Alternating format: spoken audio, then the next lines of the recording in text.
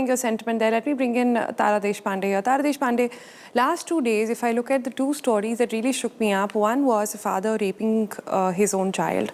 The second is this one. But like Poonam said, you know, we now understand, after having covered gender for so long, I understand that rape, when it comes against kids, is not about pleasure, it's about exerting power. This situation as well is about also lust for power. How far, how damaged are we and how damaged are men in our society, especially, you know, and I'm not talking about the middle class, which seems to be the only one with the moral compass left, the only one which exercises any kind of right and wrong, the only one which is paying taxes. I'm not even talking about that. This is happening in our villages, in India 2, India 3, Bharat 2, Bharat 3, as they say it. To what extent will men go to exert power, to remain in power? You know, this was obviously an extremely tragic event. And as I was trying to look it up and see if it's happened in the past, I wasn't able to find any other situations in which something this specific has occurred in the past. So I was quite grateful to see that. But the killing of children in India, especially the girl child, whether it's female infanticide or it's domestic violence, it's happening on a daily basis. It's not new that a parent has buried their child alive because they don't want to have another girl child.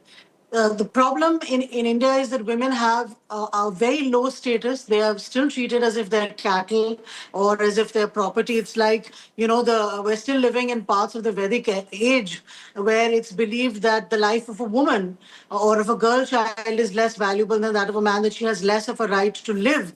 And it is seriously concerning, no doubt. This law also, which was introduced as late as my the other speaker on Poonam said very correctly, was introduced in 2005. I understand population control was so necessary in India at a time when poverty was at unprecedented levels. Malnutrition was a huge issue, but malnutrition continues to be an issue in Maharashtra even today. And if you live in a democracy, you know, you have to recognize that the right to have children is a natural birthright. So it seems kind of contradictory for us to be telling people that you can only have 2 children to run an election to get a position in the Panchayat. Similarly, what if we had the reverse law and said that those running for office have to have 2 children and be married in order to run for office? That would be ridiculous too. So I'm really wondering whether that law is necessary anymore because, you know, the replacement rate, 2.1, we have fallen way below that now at 1.6, 1.7.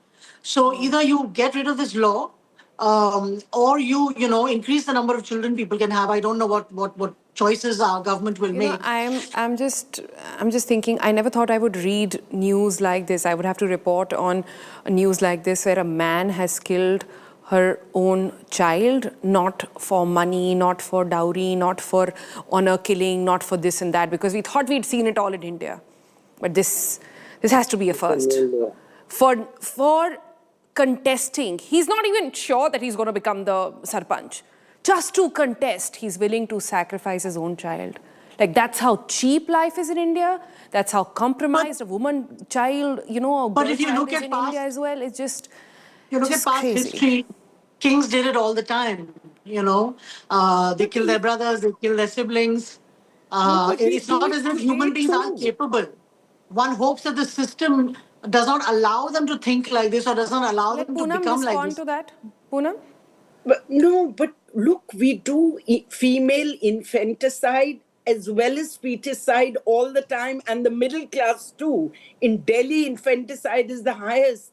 So we just have to, we have to do something spectacularly tough on not just this man, but on the not just killings, but the rapes, all of this that women are suffering. And killing a little girl is a new law, as was said, and we've got to, you know, not just getting rid of the 2-child norm, but we've got to put in place solutions as well as, you know, strict behavior, social norms, which absolutely cannot violate young girls or women. You know, it is a package. It happens in so many different ways. And it is time for us, for this country, not only to hang our head in shame, but do something about it. And the men also need to step in. And I'm afraid I am not going to accept any more laws that lead to also such horrendous acts. You know, this is a time, and this tragic as this incident is, we must do something immediately, and the country has to come together to do something.